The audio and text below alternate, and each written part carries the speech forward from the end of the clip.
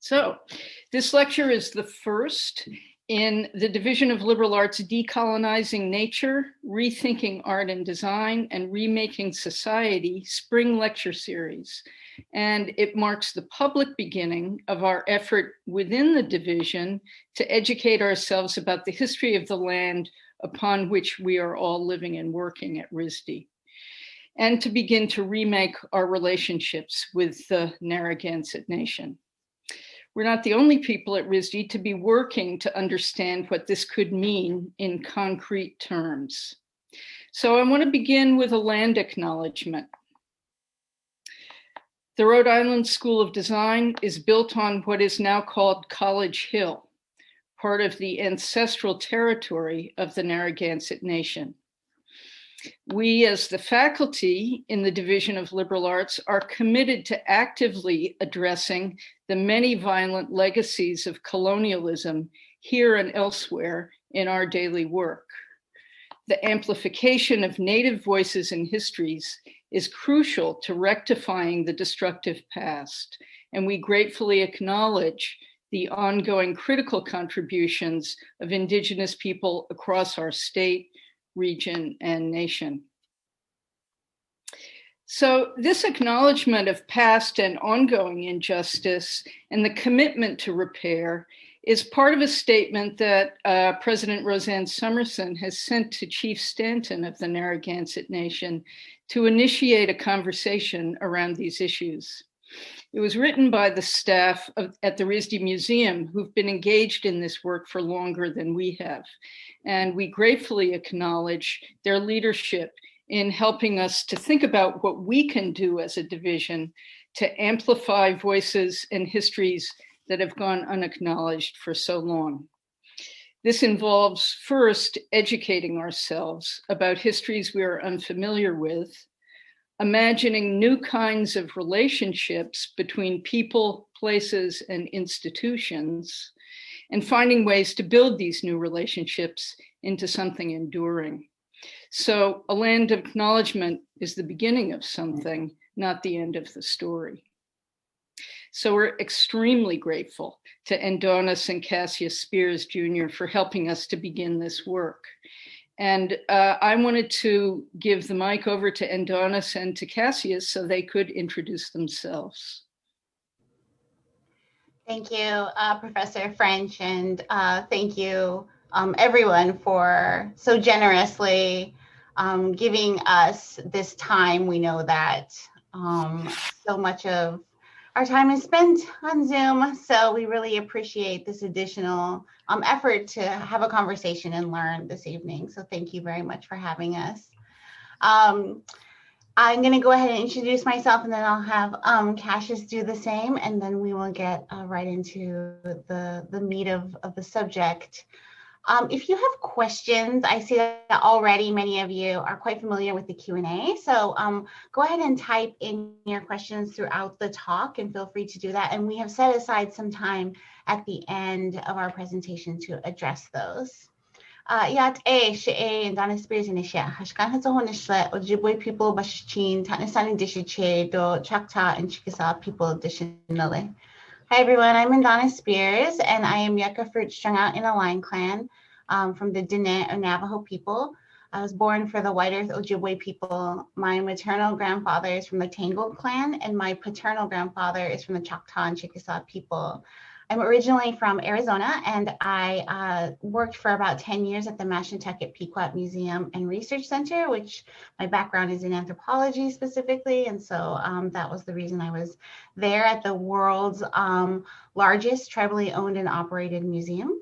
And while there, I met my now husband, Cassius Spears, and I co-founded an organization a few years ago called the Agama Educational Initiative. And we do this work in centering Indigenous perspectives in museums and public history institutions, public humanities institutions, colleges and universities. And also we do work in K-12 schools. So in a variety of different spaces, we really feel that just as Professor French mentioned, that there are untold histories that need to come to the forefront in our conversations around the future and visualizing a future together. So I will go ahead and have you introduce yourself. Thank you, Indigenous. Asko Wikwasin ni Tampawag. I gave you that greeting, being in that welcome, and I called you, my friend. And I feel like that's appropriate because you're in my home. Everybody's in, I guess we're all in each other's homes now with Zoom. So it feels appropriate to welcome you in that way. Again, my name is Cassius Spears, and I am I'm on the serve as in the tribal government for the Narragansett Indian tribe. I've served in the position as tribal council and councilman, and I've also served in the position as first councilman for the tribe. I'm glad to be here to talk some of the the truths, this perspective from the tribe, located here in Rhode Island, located around us. So I look forward to this presentation, and I look forward to the questions and conversation that comes from it. Great. I'm going to go ahead and start our sharing our screen. This one here.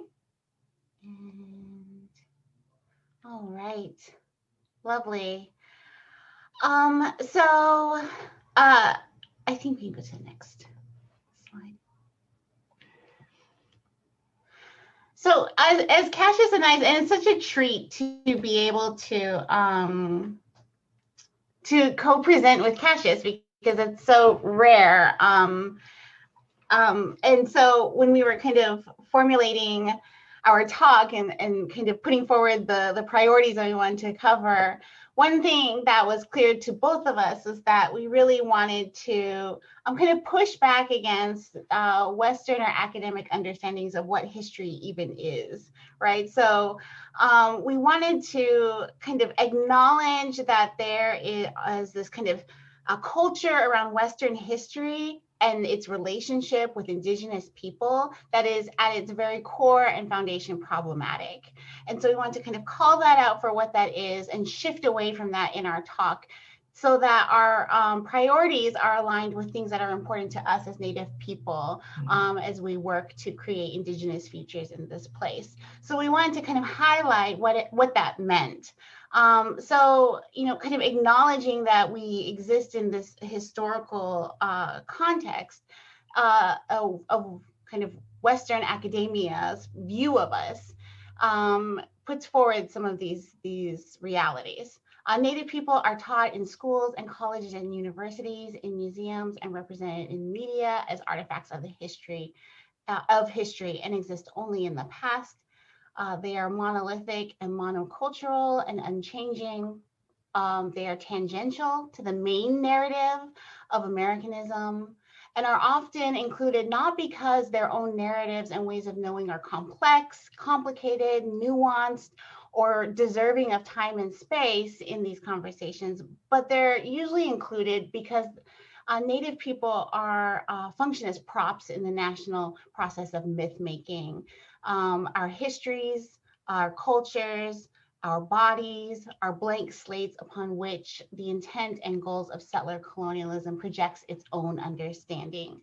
So we kind of wanted to immediately say that when we talk about Narragansett history and homeland, we're talking about maybe something a little bit different than kind of our Western traditional understanding of history as like a linear line that has punctuated events on it.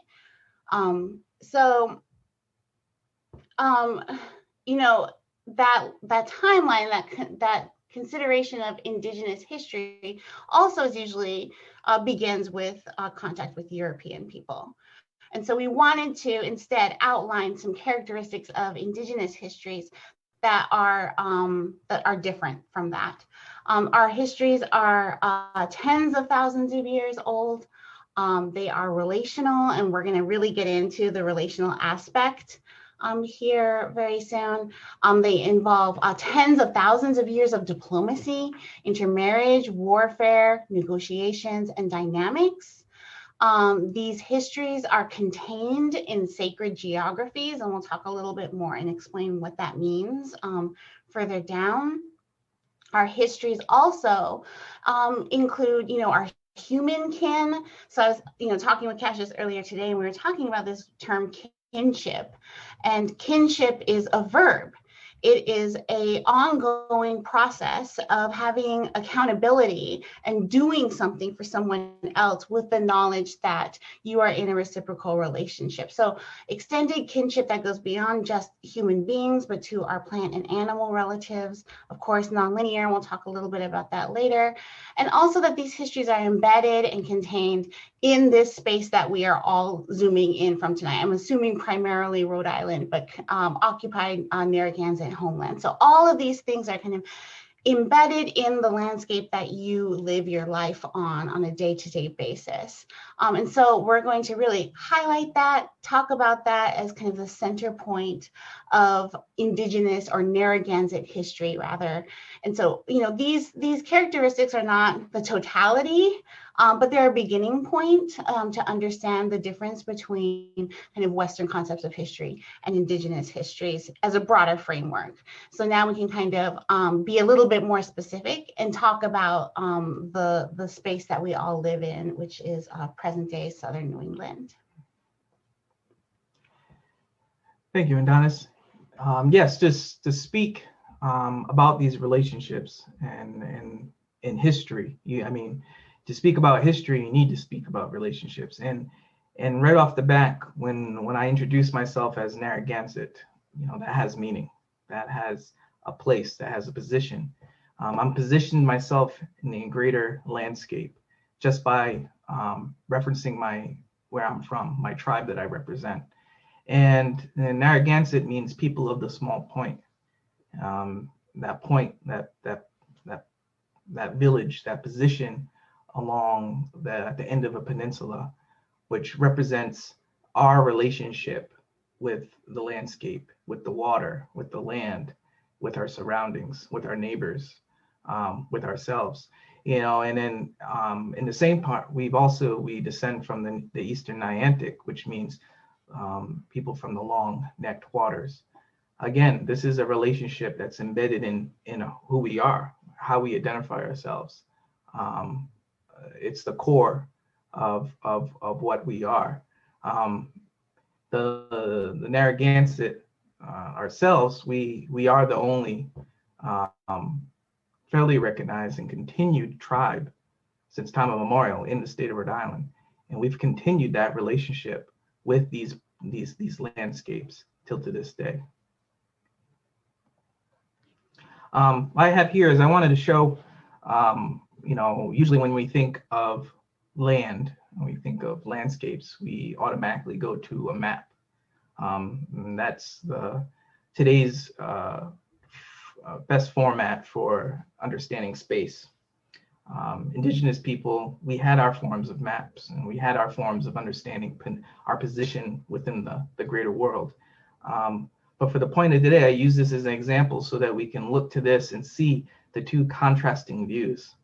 And when you look at this map, and this looks, I'm sure you all are familiar with the boundaries of Rhode Island and what that looks like to you. But our territory, our range is different from these boundaries. The lines that you see on those red lines, they are, man-made constructions. These are roads. These are inanimate objects, and political boundaries and jurisdictions and things that are all created based off a perspective of control, of things that should not be controlled. It's when I look at the United States with it all cut up, it's like looking at going to a butcher shop and looking at all the different cuts of meat, and how we cut that up and quarter it and divide it up. Instead, if we change our perspective and we look at the contrasting view, the indigenous view, I guess, it's really truly a complex relationship of kinship systems and networks and relationships that should be understood just by looking at the landscape clear from human alteration or human man-made conditions. And when we look at that, you may see a different picture. You don't see the boundaries of Rhode Island. Some of you may not even know where you are right now if you had to point yourself out on this map. And that's a true testament of this culture, this colonial culture that we're in. Is that, do you know the landscapes? Do you know the waterways that you cross every day? Or do you even recognize them when you ride over a bridge? Do you know that you're crossing those waterways? Do you have relationships with the bays and estuaries? Or are they separated from you? Are they controlled? Is your relationship with them at a distance? So I want to just put on here, this is a map, and this, in a different framework or different perspective of how we look at the land. Narragansett, we call the land, the earth that we're on, Ake, which in our creation tells us that the land is female, and as a living entity, not as a non-living object. And that's important because when something is living, it requires different conditions than something that is non-living, right? When something is non-living, you can exploit it. You can use it as you wish. There's no consequence. And it's important for me to show this image of all the streams and riverways within southern New England and within the states that are represented here, because this represents the circulatory system of the earth. This is the blood. This is the blood of the earth. This is the water that cleanses the earth and circulates. So this, having a relationship with this water, is very important. It's very important to understand where these streams go, where they turn, where they bend. And when you look at it in this way, as a living being, as someone's blood, on the blood of your mother, then you treat those things differently. You may think differently when you're about to dam a river, or fill a floodplain, or urbanize in location so much that you have to control the flow of that blood or clog it because of the pollution and poisons you put in that water. If you treat that like the living entity that it is, you have a different relationship. And I'm going to just point out, I'm just going to point out the fact that the home that I grew up on, and I would challenge you all to look at the closest rivers to you and find out the name of it, the true name of it, the indigenous name of that land.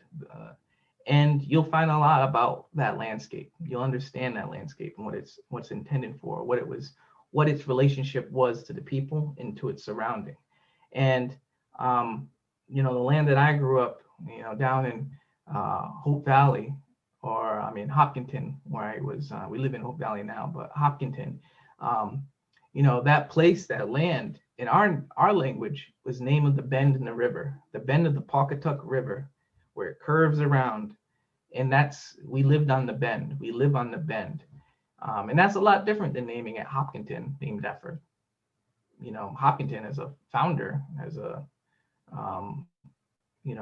Rhode Island. That name, what does that name mean? It doesn't show the relationship between people and land. It shows how people view the land as something that they can name after themselves or name after an individual. So again, this just puts in context the basic understanding of land and position within land. I bring back to the point that Narragansett, people, the small point of land, and I have to include our language because our language is the roadmap. It is how we speak to our God. It's how we speak to Creator, to the Great Spirit. It's how we address all things around us. The language is old. The language is older than any man-made structures here. And when we were created, one of the first tasks that we had was to go and give names to these things, to these places. And that's important for us to have those names and understand those names and have that relationship through our language. And one I will point out is Nahaganseck, which is the ocean spirit. The fact that things that we, maybe in today's society or as the greater society views as not living, we see the spirit within those beings. And one is the ocean, which is one of our greatest and strongest spirits in this area that we have great respect for, and that nurtures us. And so I just wanted to make sure that you understood that this land has over 30,000 years of lived history, of language, of relationships, all that transcend written documents, our understandings, and are present and are still present to today. You can go and you can see these stones, you can see these landscapes that still show that relationship through rock formations and faces that come upon these rocks and these beings that still live there. Those things are still there. Those spirits are still there.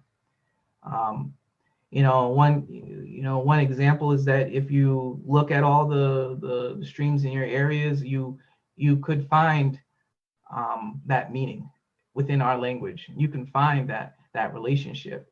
Either it's the place of the great tidal river, or it's the place where the moose drink out of the water, or it's the place where the redfish are, or it's the place where the river bends, or it's the place where the land in between two rivers. These descriptors are, again, for us to have that relationship with land. It's a way for us to be a part of that, be a part of creation. I just for a case study, it was important to pull out a couple of rivers. So Woonasquatucket and the Mashasuk. These rivers are important because even for us on a physical, and this is sometimes easier to understand, but when I showed you that image of all the circular system for Earth, for Mother Earth, you could see that these are all connecting. They're all connecting within each other. And it allows us for those connections for us to be transportation, for us to move across the landscape. So it's important for us to know those, because when we're moving across the landscape, believe me, we know how many rivers, how many streams we need to cross, or which one we need to go up, which one we need to know which one we need to go down. We need to have those relationships, or we won't get anywhere. So those things today, you don't have any, you drive wherever you want, as long as the road can take you there. The wrong roads there, you drive, and the roads they pretty much go everywhere today. So, and you would never know that you're driving over. You could be driving over a river and a wetland, a burial ground. I mean, those things are our disconnection from the earth, from creation. So I just wanted to mention that just Federal Hill and Providence, that's a place of a developed location. But for us, that was a place of trading. That was a place of gathering. That was a place that we all united together, the neighboring tribes, where we came together and we had times of harvest and we had times of celebration, and we had that our diplomatic relationships occurred there. Now, when you go there, you see a different story. There's a different history there. A lot younger history, but on the surface, but below the surface still remains the history of the Narragansett people and the tribes in the area. And this is just a great shot of, urbanization, and the fact that, it blows my mind to think that we can control the flow of water. It's like someone trying to control how your body, how your blood flows. it's just amazing to me. But anyway, you go to a lot of these structures and you see that we've created hard surfaces all around our rivers. We've controlled how they flow, and they were never intended to stay in one spot. They were intended to move. They were intended to be alive. And that's why we look in our language, we have descriptors that deem something as animate or an inanimate object. So we know the things that are alive. Our standards of living is different.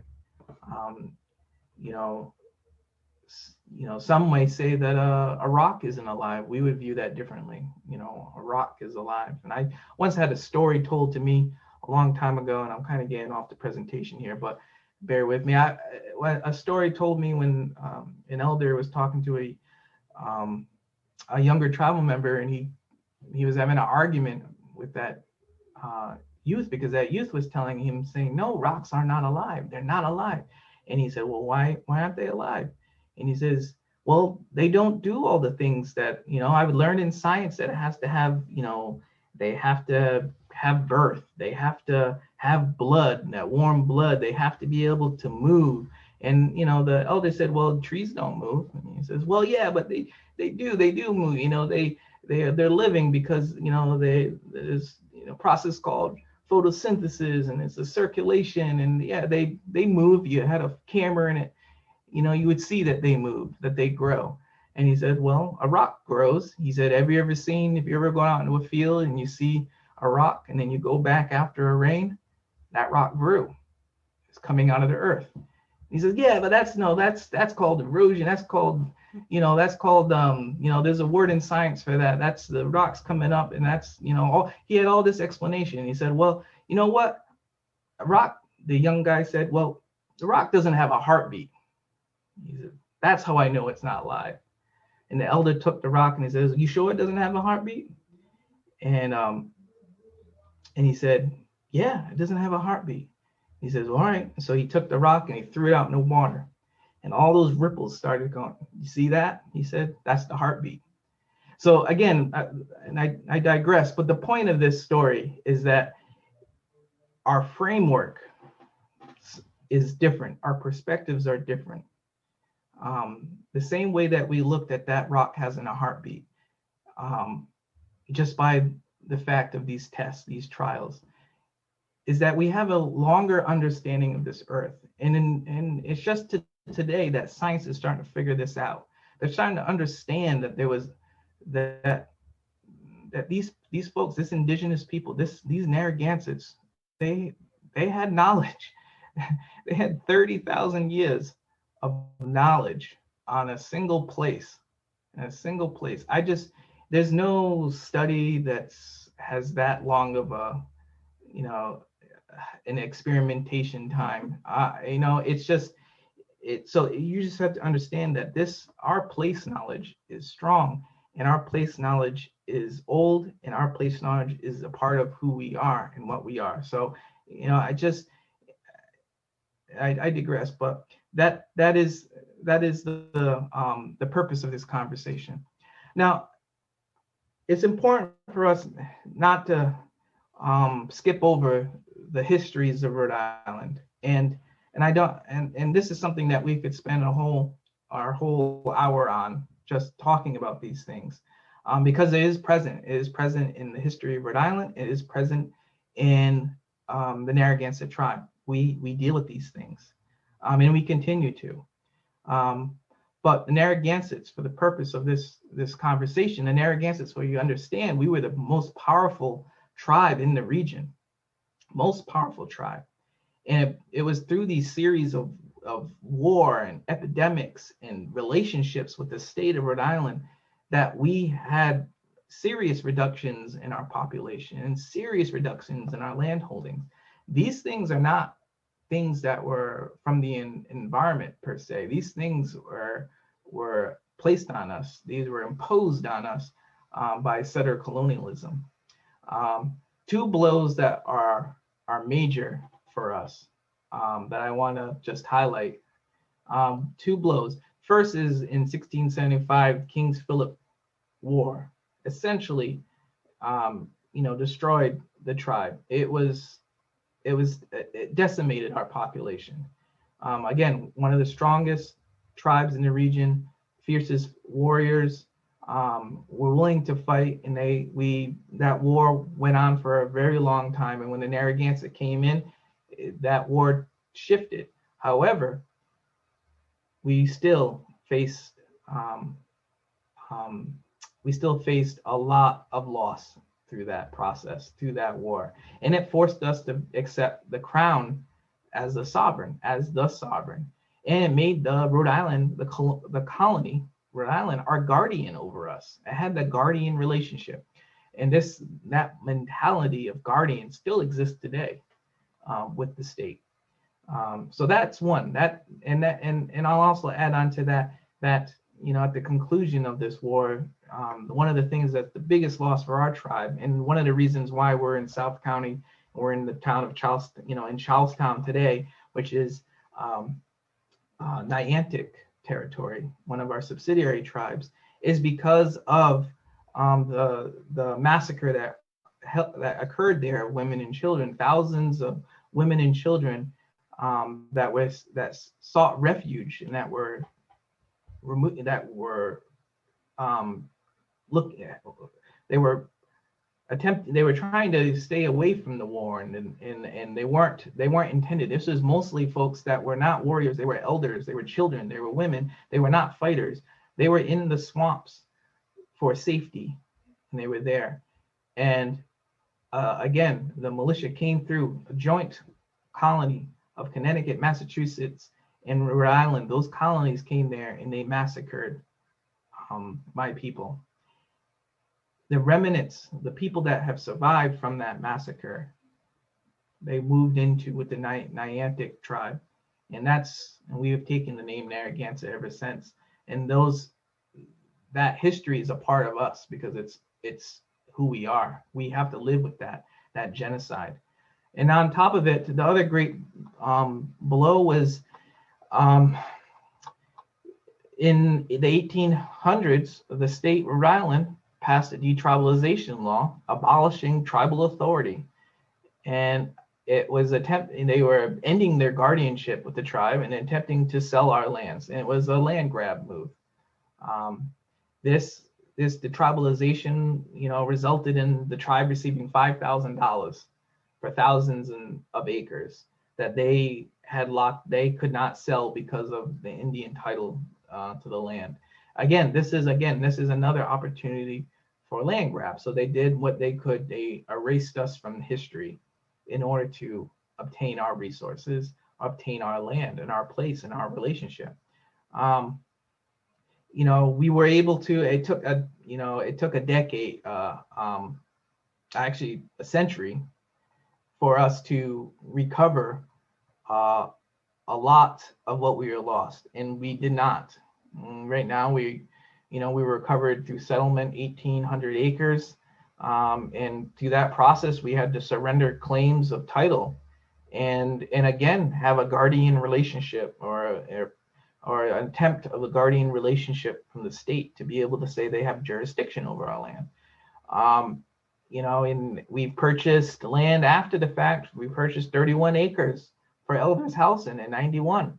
And that was met because of the town wouldn't issue a permitting for our tribal housing. Again, because we're sovereign, we would think that when we became federally recognized, because this is all, once they just tribalized us, our main goal was to gain our land back and to get those protections in place. So in 1983, we went for federal. We didn't go for federation, but we worked all the way. It took a long time to become federally recognized, decades.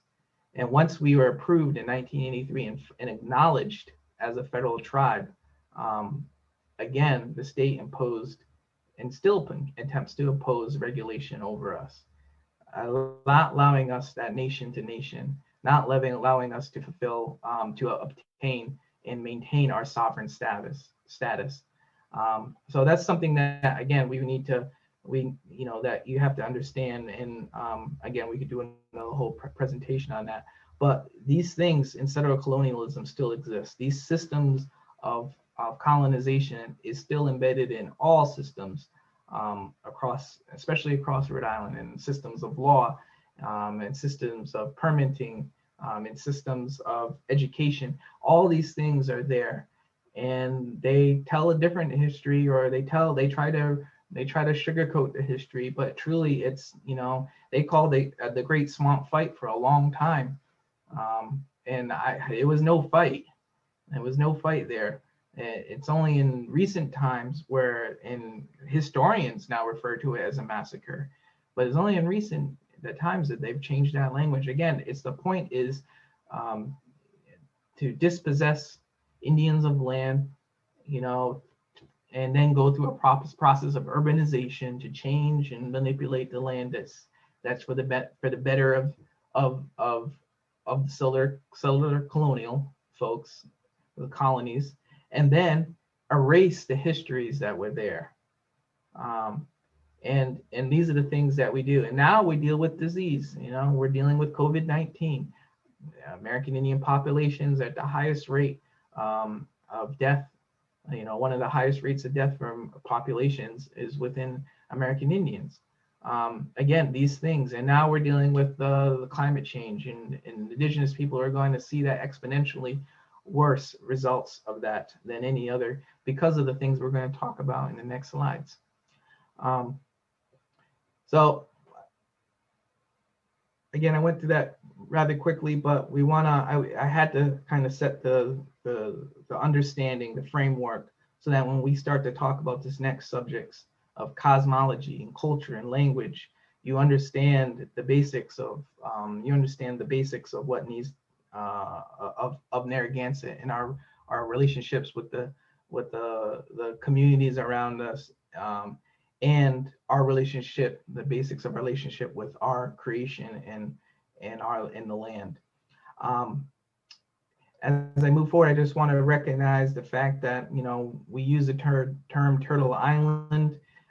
In Turtle Island, like I said, the land is female, and this land is represented by its shape as a turtle, and we are sitting on that back of the turtle, and it's a different perspective in how we view land, because we are now passengers on a greater being. And I think that's important to kind of think about it in those terms, because then when you establish relationships, or you value those relationships, or you look to establish relationships with that, because you know that there's something greater than yourself. I want to also show here that this is a different approach of understanding space, and understanding time, and understanding migration.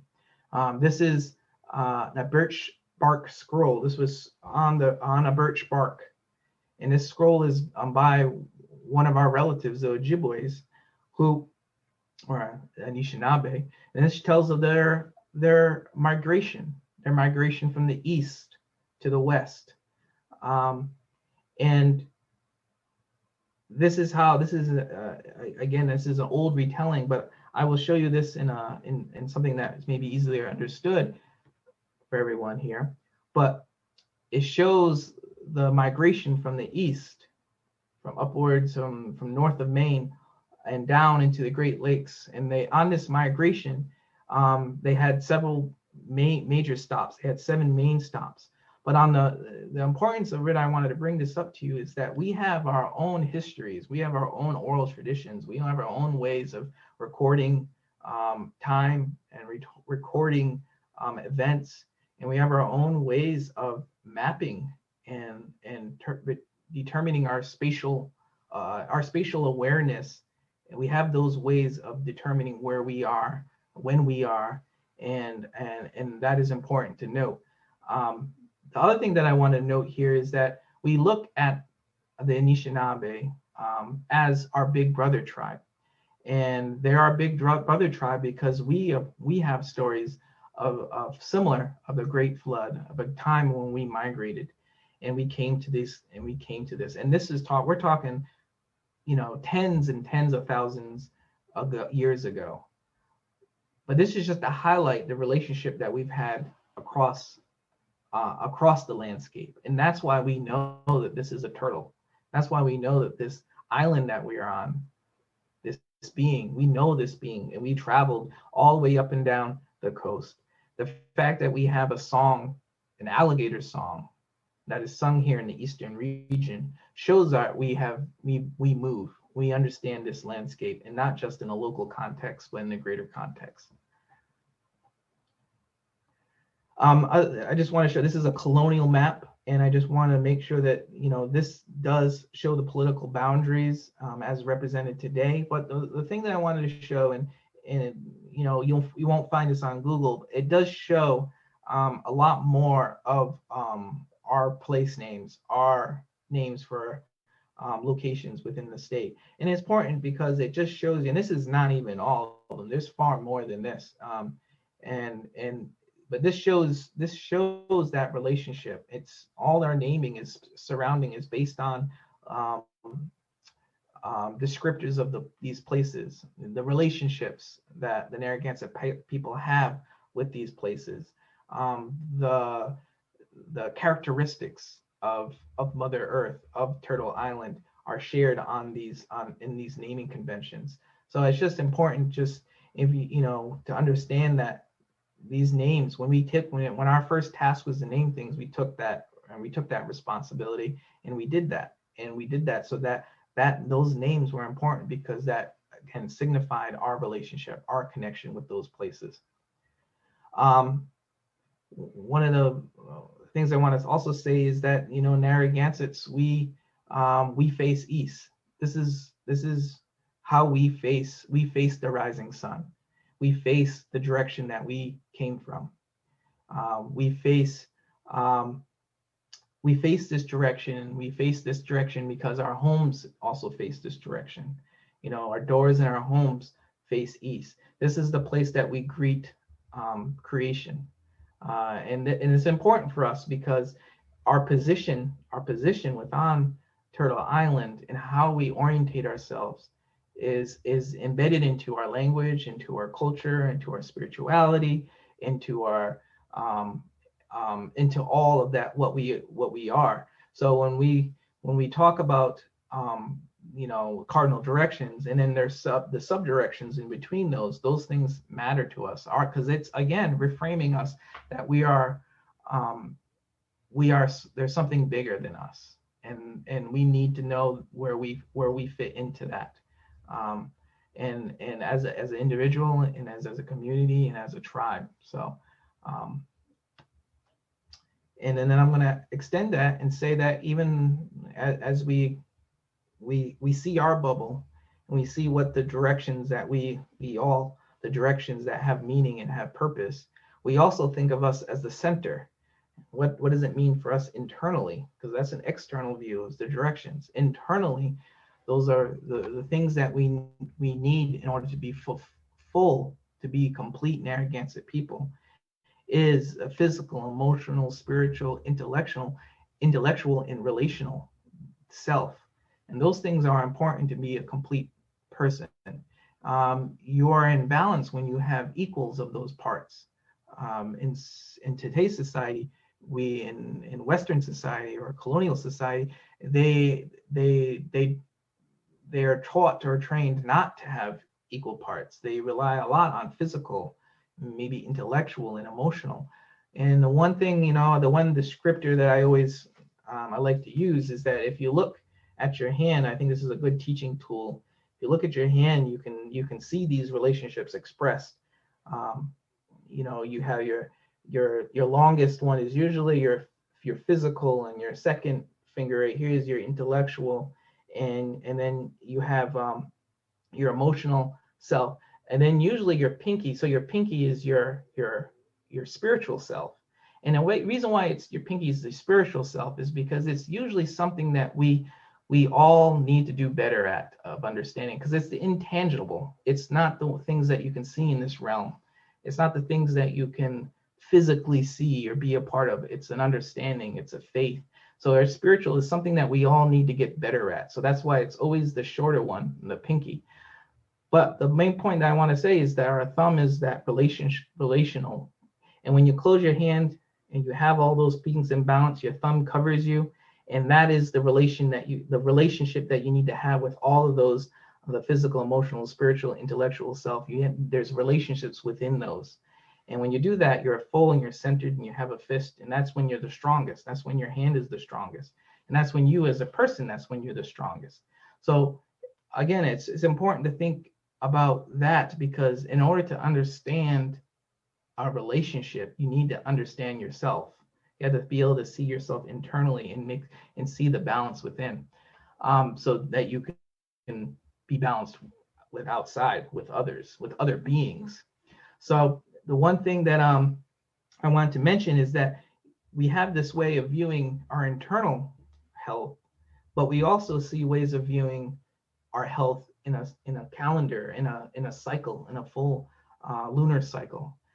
We had in our 13 moons, we have 13 times to enhance and continue a relationship, our relationship with our landscape, our relationship with the beings from that landscape, from the spirits from our landscape, from creation. We have that opportunity to perform ceremony and to give thanks for being a part of this, being a part of creation, being able to live on the back of a turtle, on the back of Turtle Island.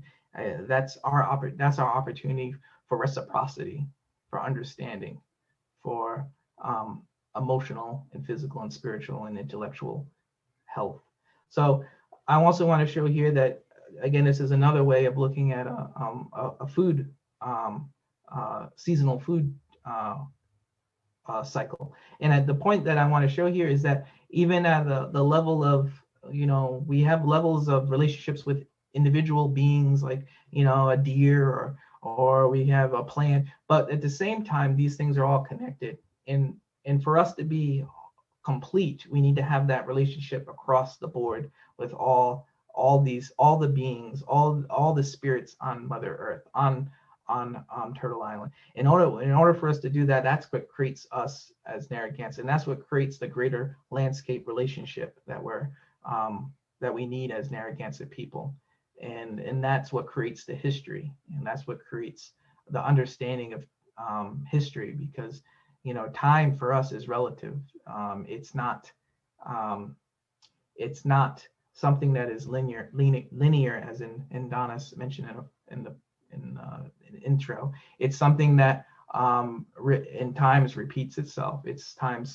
Sometimes it comes back and moves forward. It's like the river, the example that I showed you. It's moving, it's dynamic, it changes flows, but it all continually goes to the ocean. So time in our perspective is different in that sense. So we understand it, and we understand how we move through this, but we're a continuation of our ancestors. We're 7 generations. We're the 7th generation, 7 generations ago, when our elders, we're the prayers from our elders. For the 7th generation, we are that embodiment of that prayer. So our time frames are different, and right now, I'm praying for the next generations, for my descendants, and I will be an ancestor one day. And so it's, again, it's the perspective on how we view ourselves within this greater landscape.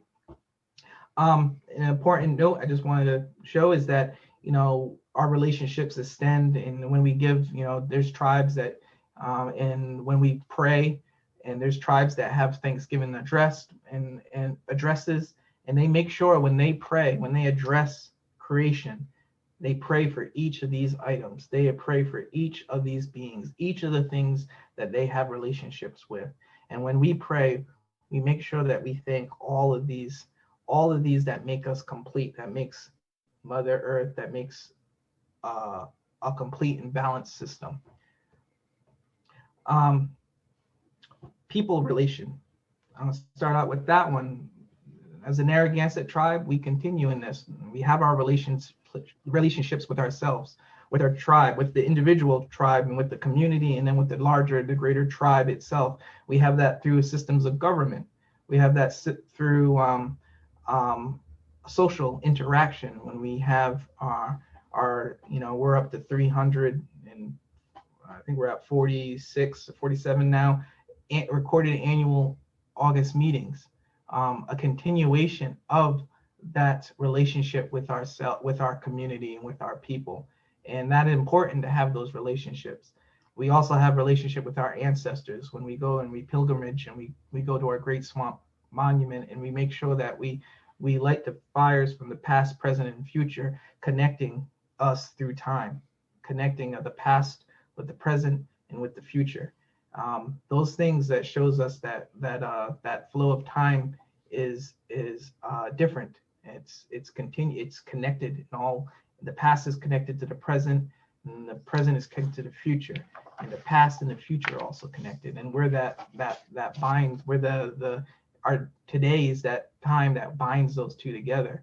But again, the flow of time, history is different in our understanding. Our animal relationships, they're there. We look at ourselves as lesser beings than the animals because they figured out how to be in balance. They're in balance better than we are. So there are teachers. That's where knowledge comes from. Our knowledge comes from the animals. We respect them, and for that, and we watch them, and we learn from them, and that's present in our language. When we talk about these, we look at them as our, animals as our brothers. We look at them as the closest relation to us. And then we talk about the plant world. We talk about our plant relations. Those are important too because they were the first. They were the first here in creation, and those plant relations help us.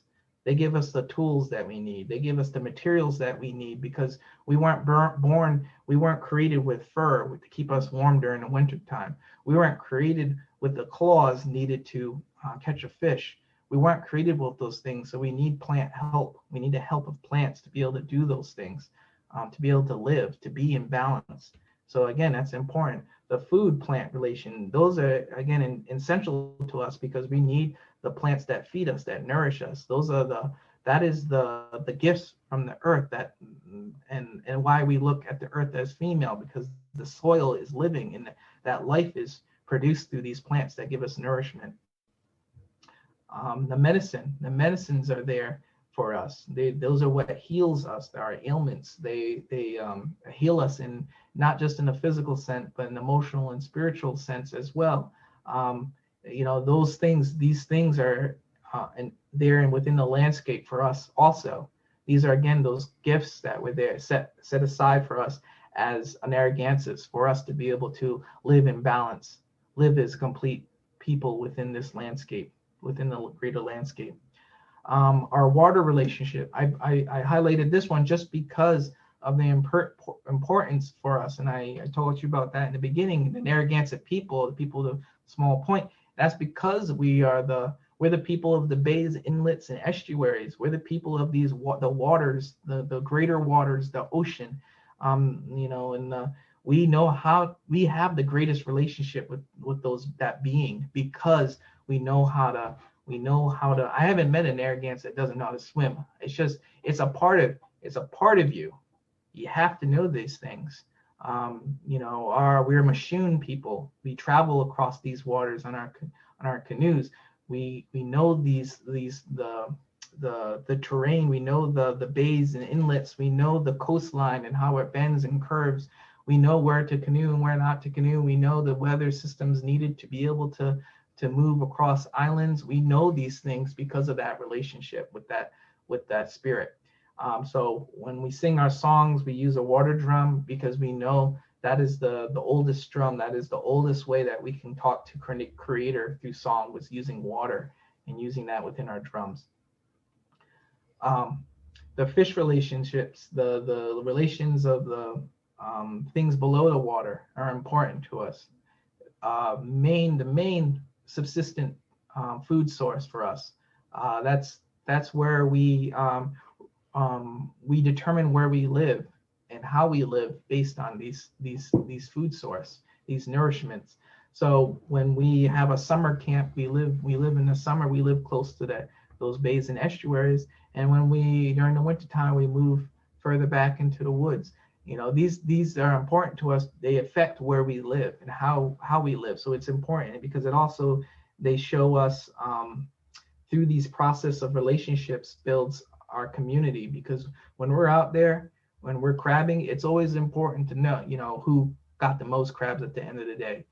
Again, this is important, who got the biggest call hog with the deepest purple in the shell is important. These things are important because they're what connects us as Narragansett people.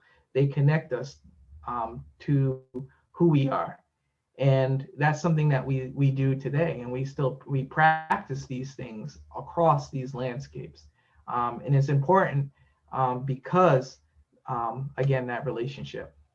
And with that, I want to just say that there's different forms of these relationships. And I would like Indigenous to speak on how these Indigenous relationships relate to us in a broad context.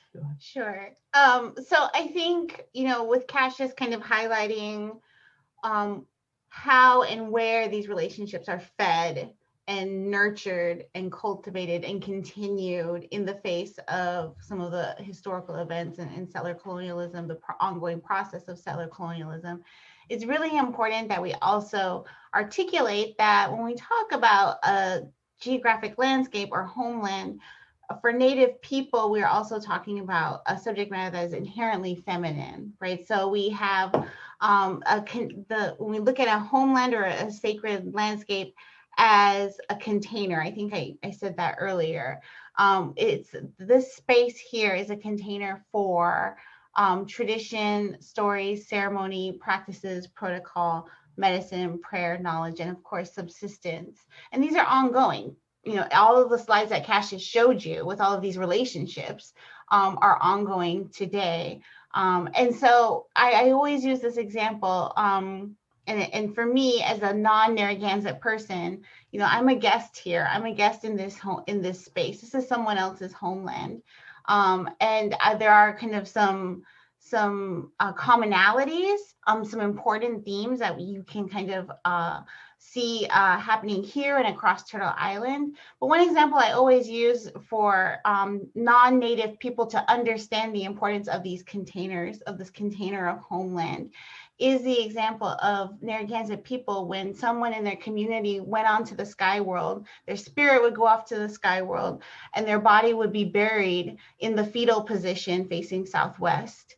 And that is an indicator of this cultural understanding of all these circles that Cassius showed you, right? He showed you like 5 circles kind of in a row. And there's like this hint at this theme that time is this kind of circular part of expression in nature, expression in human experience. And so for Narragansett people who would bury the bodies of those that had passed on in the fetal position indicates that circular understanding.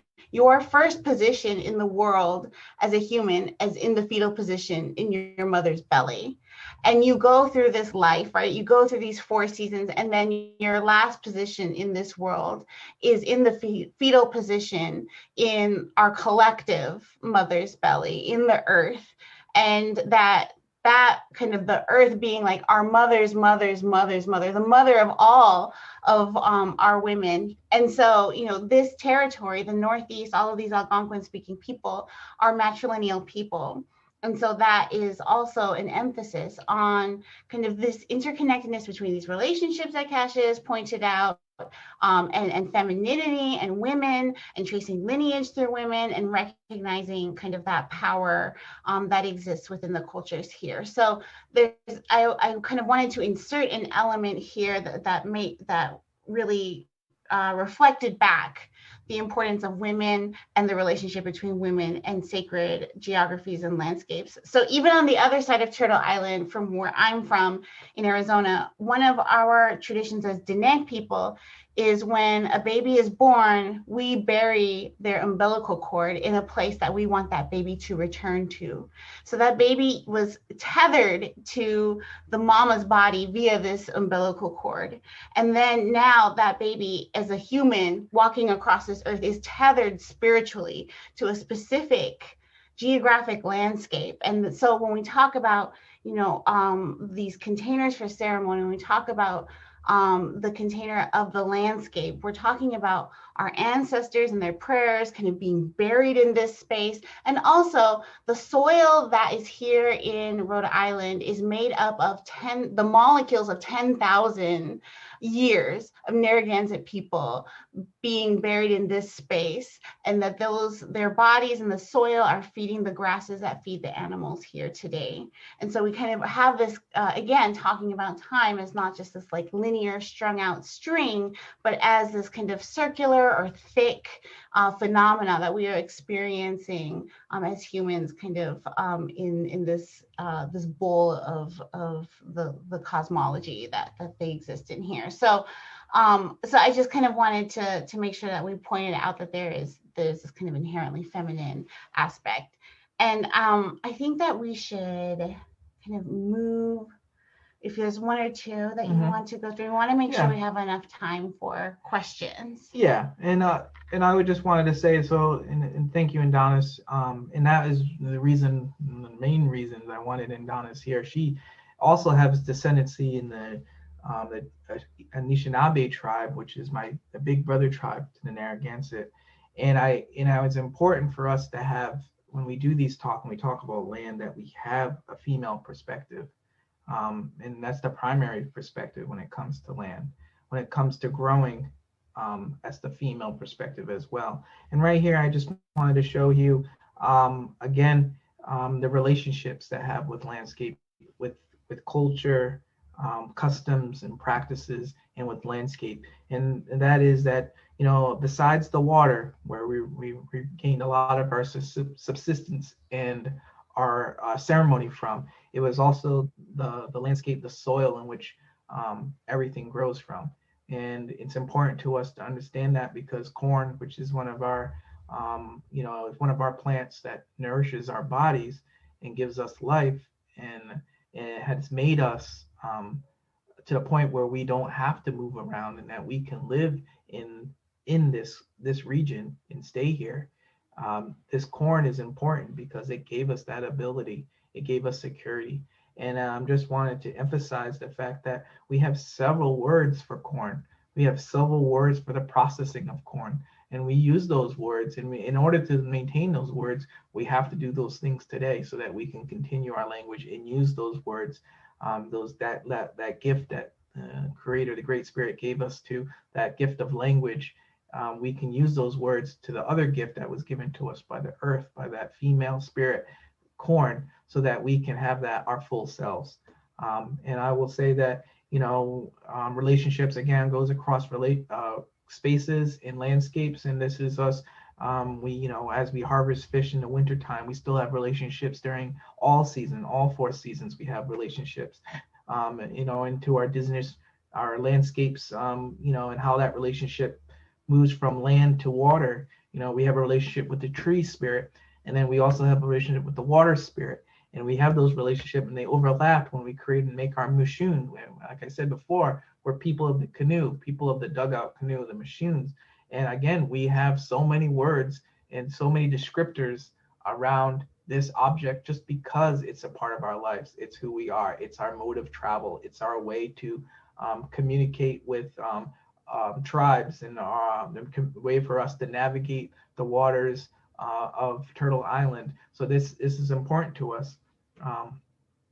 And then another thing is, and I introduced and brought you all into our home during this Zoom meeting. It's important when we go into a home, we understand our home, our we two, our as we call it, our home, our dome-shaped, our long extended homes. Those things have spirits as well. I mean, these things have spirits in the fire, in the poles that themselves. I mean, these things are all the things that protect us. These things, when we go out and we harvest, we're a white cedar pole so that we could bend and create our Nishquito that's being built there in that picture. Those things are intended to protect us. So when we harvest those, we pray over those things, because that's when we have those big storms and those blizzards. We need those poles to stay strong. We need those poles to protect our little ones. that are in there sleeping during the cold winter. It's important for us to have those relationships and extend, because again, it's that mutual, that beneficial relationship between both. We need one. We need them. We need the plant world more than the plant world needs us, unfortunately. And that's the way creation has made it. And we are lesser in that respect. But it's important for us to understand that. Sure. Yeah. And so just to kind of take these understandings forward to the contemporary, which is what I think the beginning kind of land acknowledgement statement was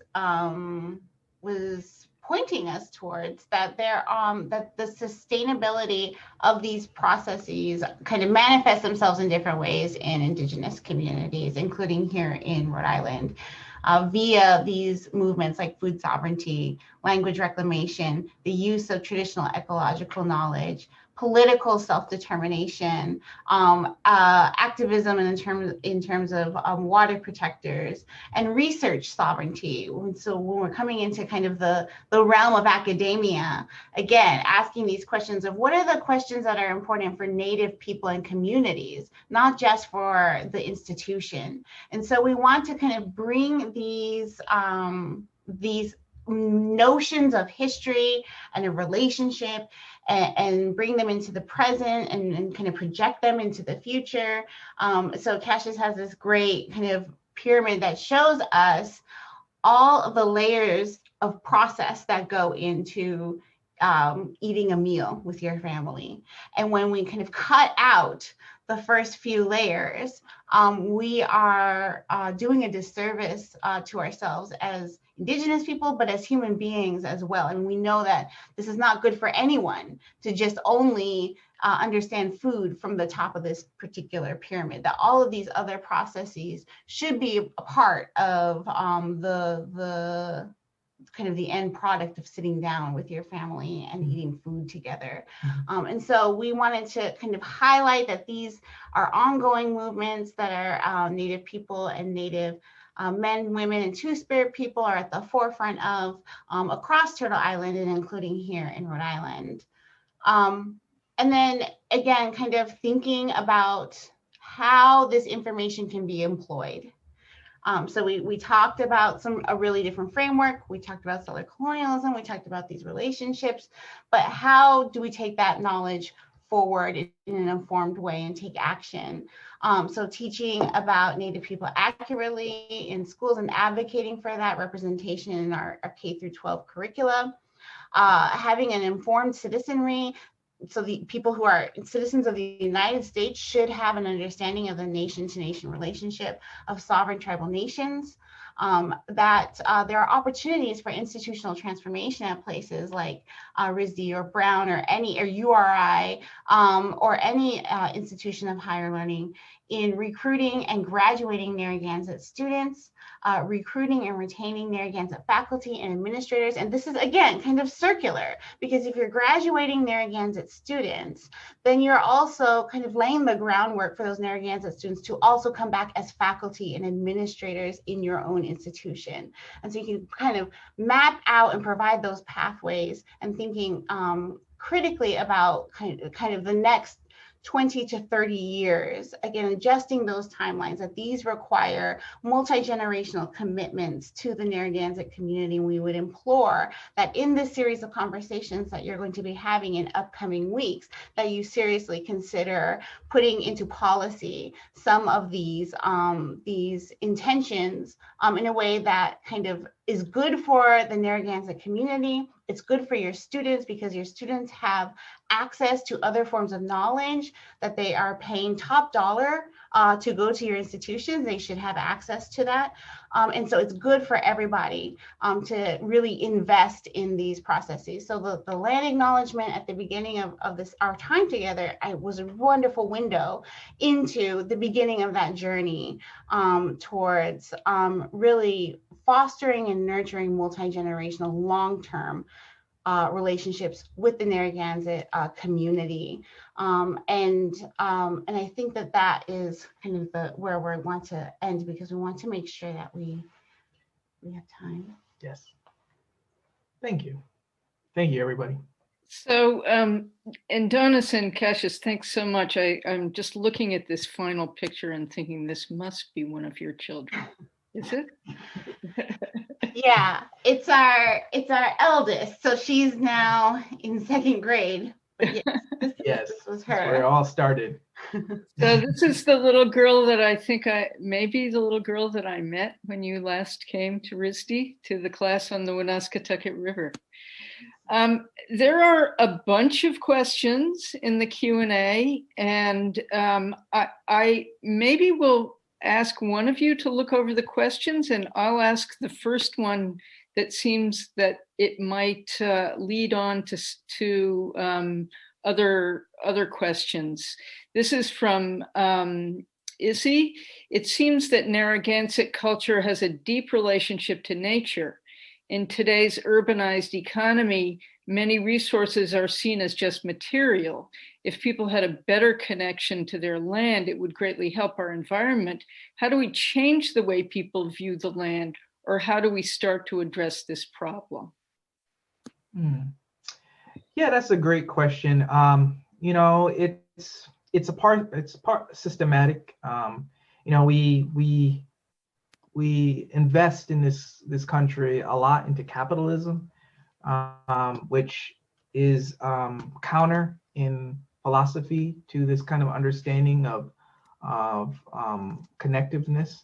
So it is difficult because you're going to have to deal with urbanization, and economy is always at expense of something else, right? Expensive, could be expensive people, but expense at other beings and other resources on here. So it's like, it's based on exploitation in many ways. To find balance would be the key. We don't necessarily have the answer for how to address capitalism. It's not something we created in that sense, but we know what we've done, and we've had thriving communities here where limited resources was never concerned. We were, for lack of a better word, stewards of the land, the first stewards, and that was through these relationships. We didn't look at ourselves as stewards, but it's through those relationships that we knew that we had, we were both on this Turtle Island together, and it only benefited us to have clean water. So urbanization is going to be a constant challenge. And I don't have the answer on how to address that. I think mainly is reconnecting people with the environment is important. In many religions, they have relationships. They talk about the environment in in a relationship, and that is within religion. And I think all of you had spiritual epiphanies at one point when you've gone out and you've looked at a landscape and you in awe. That moment of awe is that time when you have that relationship, and I think more opportunities for those to have that feeling of awe would build empathy for those beings within creation. But I think there's also, in addition to that, I mean, there's no one kind of pathway towards it. I think in addition to that, there is necessity to understand the kind of the policies of tribal governance, and understand what it means for tribal nations to assert their sovereignty and support that as informed voters. And so there's also, because those policies have real ramifications in tribal nations' access to health and education and culture. I want to just tag on, because that was a great answer, Adonis. And I think tribes are a vehicle for that, for those concerns.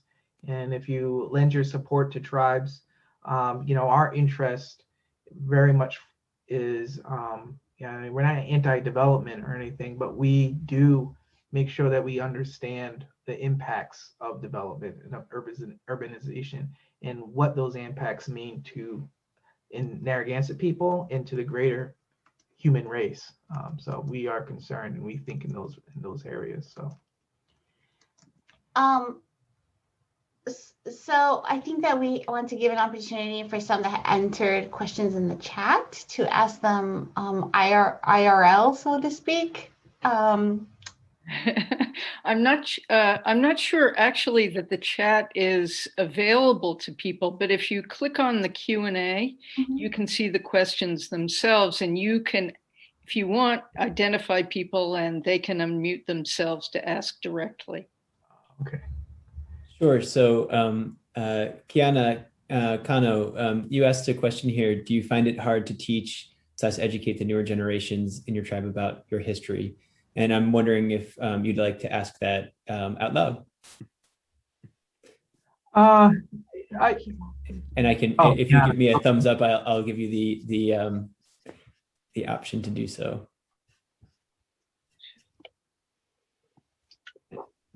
Scrolling down, apologies. And if not, we can, oh, there you go. Okay, go ahead, Kiana. Can you guys hear me? Yes. Oh, yes. Cat Noir. Cat Noir. Oh, Noir. Thank you. So my question was kind of pertaining to the teaching of your history, because I know that you were saying that it expands to like such a far back time before like a lot of us were here, even yourselves and your ancestors. So do you find it hard to teach that lengthy history to newer generations? And does it ever get like to a point where you have to simplify things, or? That is a great question. You want to answer? No, go ahead. Okay. That's a great question. And the one thing that I really find interesting with Narragansett culture, and I would even maybe extend this to other tribes, but the way that and I was talking to Indigenous about this, the way that we record history is really different. The Western world, records every little thing, and then dissects it and has different opinions about it over time, and yeah, it's just interesting. Narragansett, there's an example I use, and I heard this from another tribal leader. We only have words for things that we have relationships with. We don't make words up for things we don't know about. You won't find a word about elephants in Narragansett language. If we had a relationship, if there's an elephant that showed up here, yeah, we would. But so we're very, we have a lot of intent in what we do. So when we pass on, we have oral tradition. We pass on these stories in a form that's not necessarily written. We do have some forms of written ways of passing information on, but the majority of it's through oral tradition. So when you do that, it's allowed to be dynamic in some aspects. It's allowed to change over time. It's allowed to meet the need of the time, but it keeps the base information. So we keep what we need and we leave what we don't. So that's kind of that's the beauty of it. It's not an encyclopedia series. It's based on that relationship. It's based on that continued relationship, because this is not like you go to school every day when you're a child within the Narragansett community, especially prior to colonization. Your existence, you were learning the plants that are around you. Right now, what I saw in I don't know, somewhere that more kids can identify product names than they can leaves of a tree. They can't name different tree types, yet they live around all the trees in their yard. It's probably got 5 or 6 different types of trees in the yard, but they can name McDonald's and Microsoft or whatever, and they can identify those labels, but they can't identify the world that's around them. And I just think that's, again, it's a different time. So for us today, yes, it is challenging because we have we are a part of this greater culture, but for us, Narragansett has a meaning to us, and we had this intent for that. So even at a young age, even when I was a child, I knew what Narragansett meant something, and I knew that I had to have purpose, intent in learning things, and I wanted to. So I think it's kind of inherent in who we are, because it's it's not about one individual. It's about a community and moving everything forward to the next generation. Yeah, and I'll just add on to that. I think the way that the education system is set up in the United States is relatively new and experimental, and that our traditional forms of education are 10,000 years old, and they happen outside of a designated building. They happen all the time, everywhere. And we consider our traditional forms of education to be like the circle that Kasia showed you, of kind of the intersection of this like well-being of physical and spiritual and intellectual. We also consider a well-rounded education to be one where you have input from multi-generations. So elders, that even young people, I mean, any of us who have kids know that young people teach us things all the time, that you have input from elders, from children, you have input from women and from men, that you have input from two spirits, you have input from medicine people, and you have kind of these opportunities and places. The classroom is everywhere and it's all the time.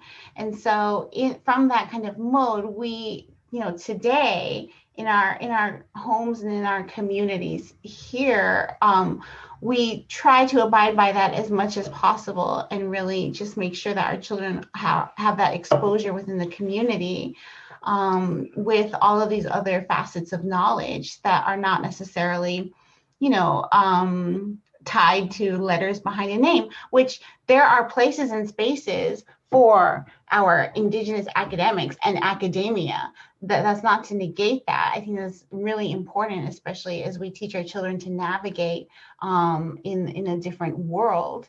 But at the same time, we still kind of recognize these knowledge keepers as legitimate unto themselves as well in our own communities. So, and even during COVID, an example for us is my children have had an opportunity to Zoom with my family members, back home, and spend time with them and working on their language, their Dinepizad, their language skills more, because of our kind of maneuvering of Zoom. And so that's opened up a world of opportunity that we really didn't consider previously. So we have that kind of influence as well. And Native people and Native cultures are so dynamic and they're so adaptable. If they were not, they would not be here today. Yes. And so, using Zoom to teach the Navajo language from Arizona to Rhode Island is completely within the realm of what's normal for us in terms of our culture being dynamic, taking and using what is useful for us.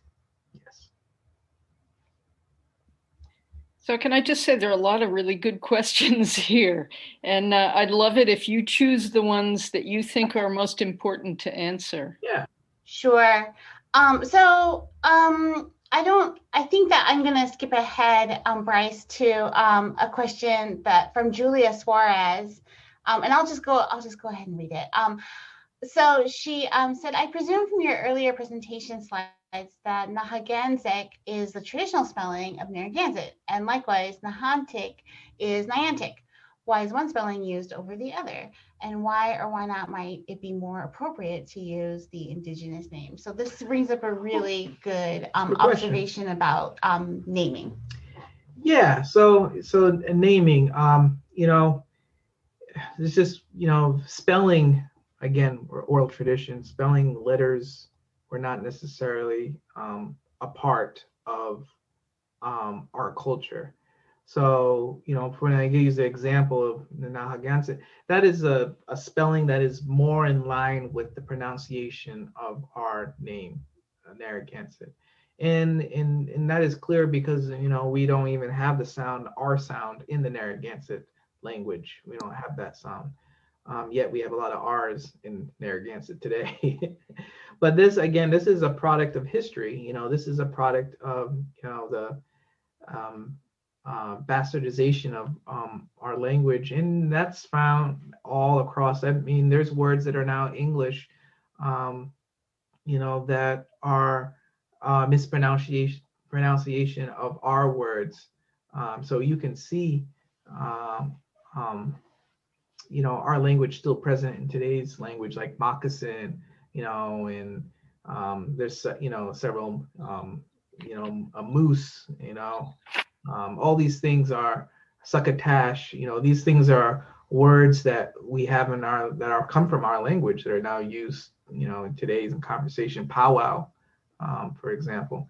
So anyway, so to answer that question though, when the Narragansetts, when we had the choice to identify ourselves, and we had the option of, we could go with, again, spelling doesn't really matter so much, but the pronunciation, and we decided to go with Narragansett as it's spelled today. And the reason is the tribal community made that decision, and that we were going to be called ourselves that. I mean, we could have called ourselves, Niantic, I guess, in some respects, but we made that decision to take the name of the Narragansett, who is the larger tribe in that, who who blended with the Niantic and lived with the Niantic, and we took that name because of our history.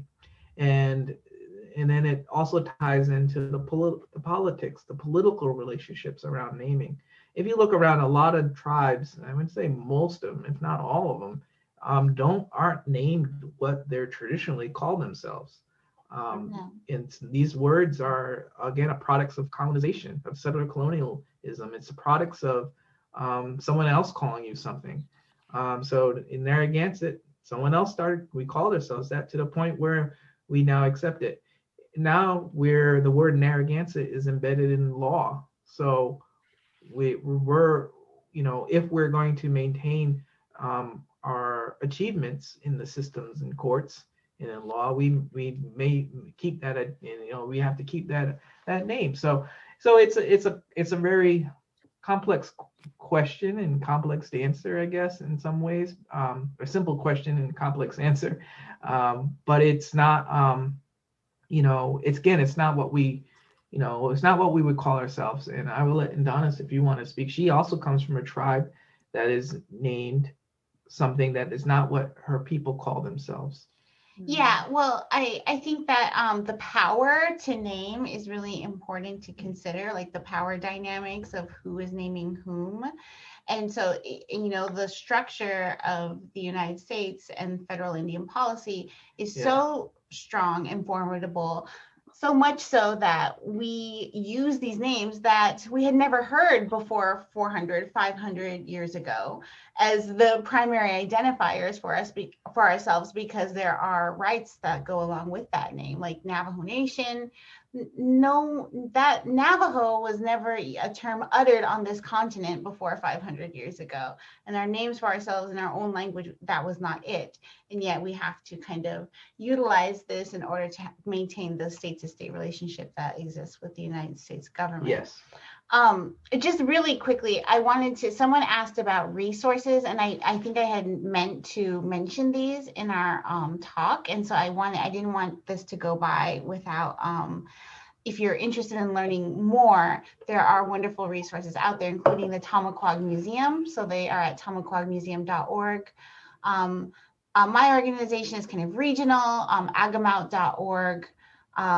If you're interested in kind of learning about the political nature of contemporary tribal nations, going to the United South and Eastern Tribes website, usetinc.org is a good way to learn more about that. And kind of more broadly, all tribal nations, you can go to the National Congress of the American Indian, ncai.org. And then you can also go to the Narragansett Indian Tribe's own website, narragansett.indiannation.org. And so those are some good starting points to kind of further some of the ideas that were introduced here. Yes. So I want to say it's after 8:30, and I think that we shouldn't go on forever. Would you like to take like one or two more questions, and then we can? We're in our bedroom, so it doesn't matter to us. Well, I will just say then I'll leave it to you to decide how long you want to go, and if our guests have to leave, then so be it. But there are a lot of great questions here. If you want to take a few more, sure. Do you see any that stuck out to you? While you're scrolling through, someone had asked a really pointed question, I'm glad they did, about land acknowledgement statements. And are they just a performative act that kind of predominantly white institutions do to make themselves feel better? And they can be that. There's a danger of that always kind of there. I think one of the ways to avoid that is for the institution to develop a strategic plan around Indigenous initiatives that are long-term, that are multi-generational, like I said before, that plan from 30, 40 years out and moving backward from there. And then communicating those clear goals publicly so that the Native communities around them can hold them accountable for those. You know, really kind of to say in 10 years, we're going to have a certain percentage of Narragansett students attending our institution. And then they're held accountable to that number, that quantitative number or measure of success. And I think that those are ways that a land acknowledgement statement can avoid being something that people just do so they don't feel guilty, but that they have these actionable steps in place. They've communicated them publicly so that the Native community is aware of them. And also, you know, maybe they've developed those in tandem with the Indigenous communities around them. Again, back to the research sovereignty question, what is important to the Native communities, and then facilitating from there. Great job. Yeah, I'll answer. This one's kind of I'll answer one of the difficult ones from Sophia. She said, considering the colonial aspect of a collective narrative / power, how does the role of the government play in Indigenous identity? And I guess the example she provided was being legal, quotes, documentation, only acknowledging federally recognized tribe or Indigenous identity, while other Native American regions / tribes, such as the Latin America, are not easily pinpointed as Indigenous. That's a great question. You know, the difference in, you know, Indigenous is a very broad term. Indigenous is a very broad term, right? It's that relationship between people and place through for long periods of time, right? So that understanding, you know, it can be found across the globe. Indigenous, and terminology is important here because, you know, someone that's from a Narragansett tribe, you know, that's a part of that is federally acknowledged, I guess. You know, I have another identity as being an American Indian, which is not necessarily what I would call myself either. Again, this is about power, who has the ability to call who what. So, you know, through that process of federal acknowledgement, you know, we are American Indians in the terms and the understanding by the criteria set up by the federal government to first acknowledge those that they did not acknowledge or mistakenly took off the list after they terminated all tribes, and then reestablish them as tribes and establish that relationship, that special relationship that they had. And when they did that, they forgot to add some. So then they create a process of acknowledgement, saying, okay, or recognition, and saying, okay, who can show that they've had a continued relationship, a continued government, a continued system of organization within a community prior to since time immemorial. And we have to use their records to prove that. We have to research, go through archives to show that we have maintained a continued existence. And once we go through this this can take decades. This process, and when we submitted for our federal recognition, we had stacks of paperwork that went to the ceiling just to prove who we were, who we already knew who we were, for them to finally say that, yes, we acknowledge you as a continued tribe.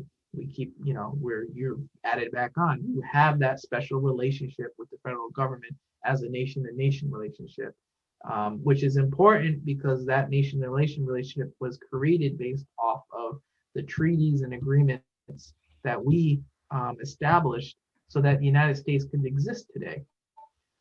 There would be no United States if we did not establish these agreements and treaties. And those agreements and treaties were basic essential things to be a sovereign nation, so that we could we could be separate, we could have say over our own affairs, so that we could have our land that in our own jurisdiction, and how we do and how we maintain our culture within those borders, so that we could have a promise of health and welfare and wellness, and as long as the grass is green and the sky is blue and the waters run, those things, those languages are put there and established to the treaty making era within the United States, so that we can maintain that special relationship.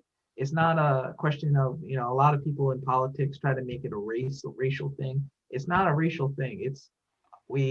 These are the groups that the United States made agreements with, so that the United States could exist today.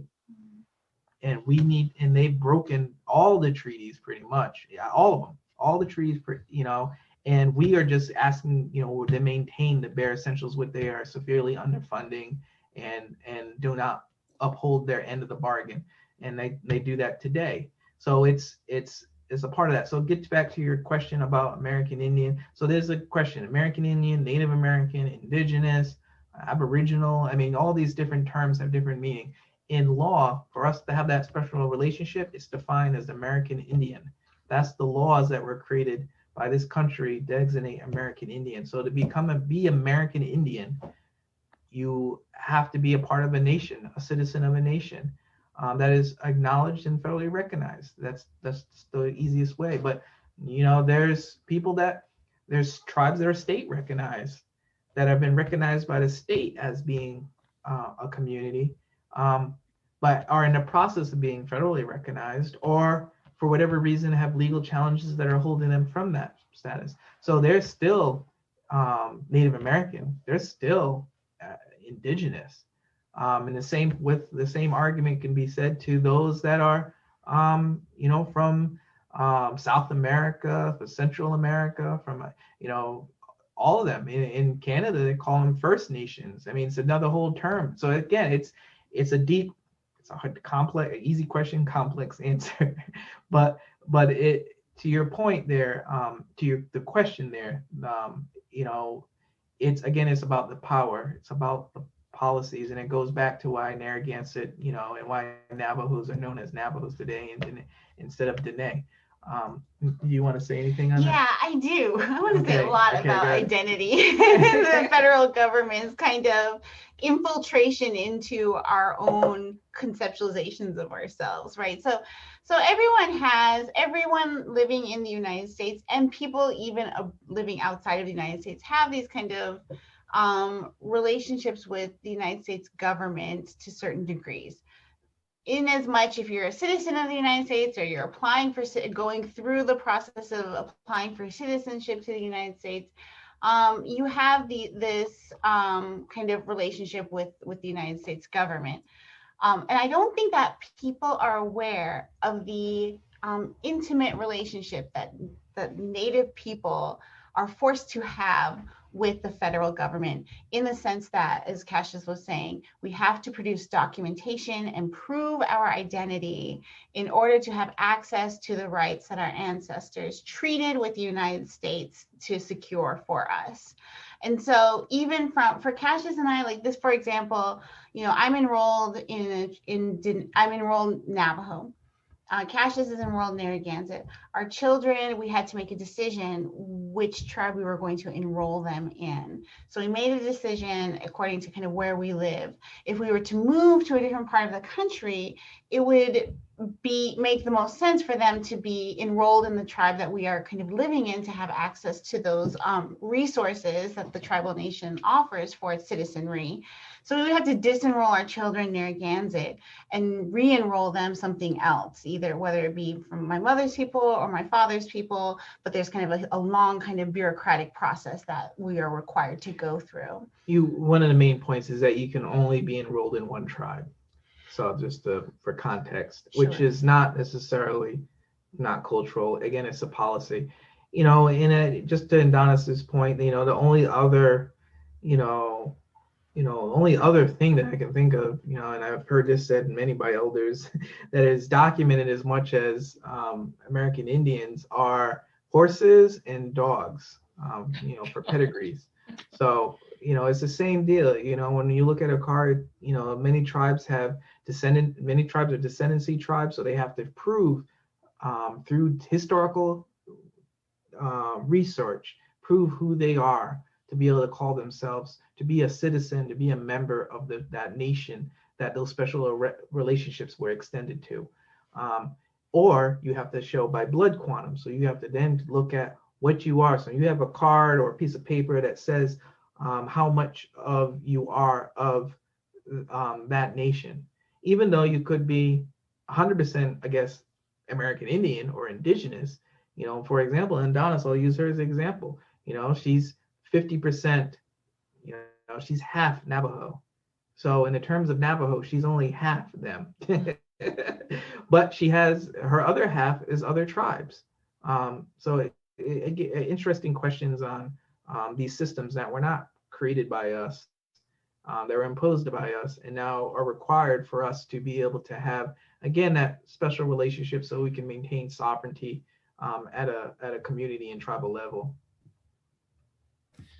Well, and Donis and Cassius, I want to thank you on behalf of all of us here at RISD for taking so much time and care to share with us your knowledge and ways of knowing.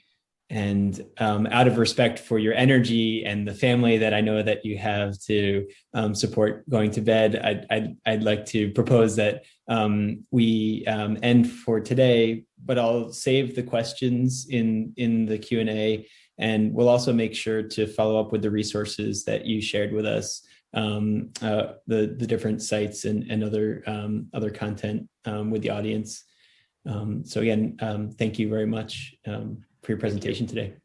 Yeah, I want to join Bryce in that, and to say that there is a lot in the Q&A, in the whole Q&A list that I'd like for us to use to find ways to sort of report back to people, because this is the beginning of something for us, and we do want to continue with it, and we would love to keep in touch with you, because there's an awful lot more for us to learn, and a lot for us to discuss together, frankly.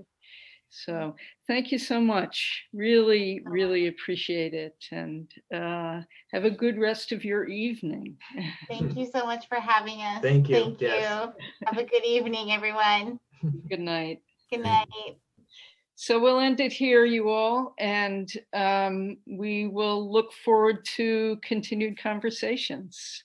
Thanks, everyone, for coming tonight.